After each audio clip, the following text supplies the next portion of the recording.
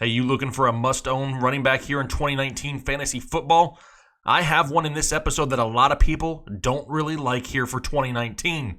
Well, I'm bringing the facts, proving a point, headliner style.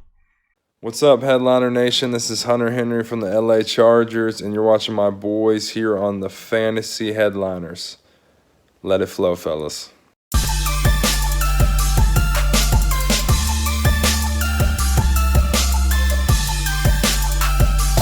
What's going on, Headliner Nation? Jake, Fantasy Headliners. Hopefully you're all doing well out there. Welcome back to the Draft.com studios, where today we're talking about a must-have running back for 2019 fantasy football. It's a player who a lot of their channels, a lot of their websites, they're down on this year, but you know what? We're not, and I'm going to bring a knowledge bomb and tell you why. Before we get into it, make sure you hit that like button. We greatly appreciate the support, and it really helps us out here on YouTube. All right, real quick, before we get into the player, I want to make sure I say this once again. We had a video earlier in the week, a must-own wide receiver video. The link is right below in the description. I gave details on how to enter a contest to win an autographed Melvin Gordon jersey, the one hanging up right here behind me.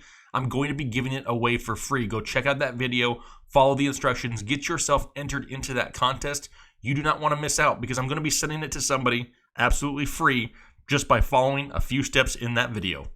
All right, time to reveal who is the magical running back hiding behind the ginormous question mark that is a must-have running back here for 2019 fantasy football. It's none other than Mr. Mark Ingram of now the Baltimore Ravens, and I really don't get it. I mean, why is nobody on the bandwagon really for Mark Ingram? There's more hate possibly here in 2019 fantasy football for Mark Ingram than there was in 2018. And don't forget, 2018, he started the season off with a 4-game suspension. He missed 4 games of that season. Right now, he's going in the 4th round of your fantasy football drafts, the back half of the 4th round at that. That really gives you the possibility to look at your draft strategy on draft day. It may allow you to be a little bit more flexible with the first 3 picks, right? You can go balanced if you want to. Go with a stud running back in the first. You know, you maybe get yourself a Kelsey or an Ertz or somebody there in the second, or a high-end wide receiver if one falls, and then get the opposite in round 3, and then you get to round 4, and you're staring at Mark Ingram as possibly your running back 2 on your team. Sign me up for that all day long, but what is the deal with it? We've been waiting for this kind of thing, though, for a long time, right? We've talked about it while he was in New Orleans, that whole two-headed monster with him and Alvin Kamara, but we were always asking ourselves, man, what would happen? What if? What if it was just one of them? What if it was just Mark Ingram or just Alvin Kamara? Well, now Ingram is going to get that chance, and he gets to go to one of the best possible scenarios, and people are still hating on it. But why? Why is that still happening? I mean, have people forgotten that the Baltimore Ravens run the ball more than any other team in the NFL? I mean, I get it, yes. Some of that is because Lamar Jackson runs an absolute butt ton in that offense. But still, the Baltimore running backs last season accounted for 326 carries. And Baltimore went out and signed Mark Ingram in free agency. They actively pursued him. He's now the 13th highest paid running back in all of football. I highly, highly doubt they did that just to turn around and hand the ball off to Gus Edwards. Why? It's still Gus Edwards. Last season was a tough one for Ingram, though. He missed the first 4 games like we'd mentioned, and he never really got into the flow of the offense. He still averaged 4.7 yards per carry and had 815 total yards and 7 touchdowns on the season. Had you taken his average fantasy points per game last season and projected it over the full year, the full 16, had he not been suspended, he would have finished with 214 PPR fantasy points, which would have made him running back 14 on the season, just outside the top running back 1 tier. And right now, he's currently being drafted as running back 23 in fantasy football drafts. So maybe you're out there saying, Jake, can this guy really be a high-end running back 2, though, for my team? So this is what we're going to do. We're going to go back and look at his numbers over the last 3 seasons, average them out, and make sure these numbers can logically be predicted. Let's see if these actually make sense to see if that value is there for Mark Ingram. Now, 2017 was the best season of his career. He received 230 carries, rushed them for 1,124 yards, and had 12 touchdowns on the ground. That comes out to be 4.9 yards per carry, which is 0.2 yards per carry better than he had in 2018. He was actually a threat in the passing game also. He had 71 targets, which he turned into 58 receptions, 416 yards through the air. That's a combined 1,540 yards and 12 touchdowns in 2017. He finished top 10 in the NFL in rushing yards, receptions, total touchdowns, yards per carry, breakaway runs, and yards per carry against stacked boxes, which is 8 men in the box. He finished as running back 6 in PPR leagues in 2017. Now keep in mind, don't forget, he's doing this while alongside Alvin Kamara, who was the 2017 Offensive Rookie of the Year, who also had over 1,500 total yards that season. Now, 2016, he was still sharing a backfield with Tim Hightower, if you remember that name, but managed to get 1,362 total yards and 10 touchdowns that season, also finished as running back 8 in PPR leagues. So I hope you're ready. Do you have your pen and pencil? Because you know what it's time for? It's time for today's math lesson. All right, here's the time of the show where I just like to totally mind blow as many people as humanly possible to try and prove a point.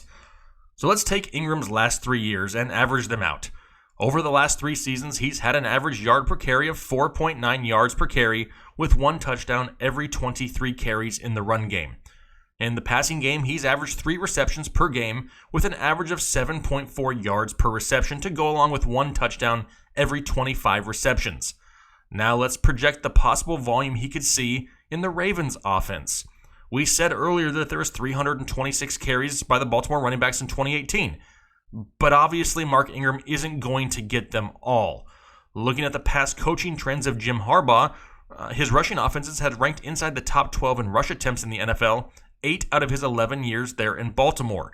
If you take the average rush attempts of his lead running backs in those seasons, it comes out to be 255 attempts a year. But I get it. I can already hear you saying it to your monitor, to your cell phone, to your TV, however you're watching this. I get it. The NFL isn't what it used to be. Teams involve more running backs now than they ever have. And they still have Gus Edwards, Kenneth Dixon, and newly drafted Justice Hill that more likely will have some spot in this offense. So let's just play it safe. Let's see what Mark Ingram could do if we gave him about 200 carries. Take those 200 carries, multiply it by his 3-year averages, his average yard per carry of 4.9 per yards, and you get 980 yards on the ground. Not bad, totally doable. On average, he gets 1 touchdown for every 23 carries. So you take those 200 carries, divide them by 23, you get 9 rushing touchdowns. Again, totally possible in this offense. Now, for the receiving side of things, take his average of 3 receptions per game and multiply it by all 16 games. You're going to get 48 receptions, also not an out-of-this-world number. Take those 48 receptions, multiply it by his average 7.4 yards per reception over the last 3 seasons. You get 355 passing yards for the season. Now, he only averages 1 touchdown for every 25 receptions, so we're only going to project 1 receiving touchdown here also.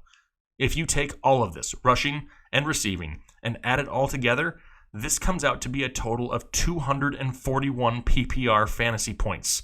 Last season, in 2018, that would have made him running back 11. Now, this is where I get a little bit psychic, because I'm pretty sure I know what everybody out there is thinking.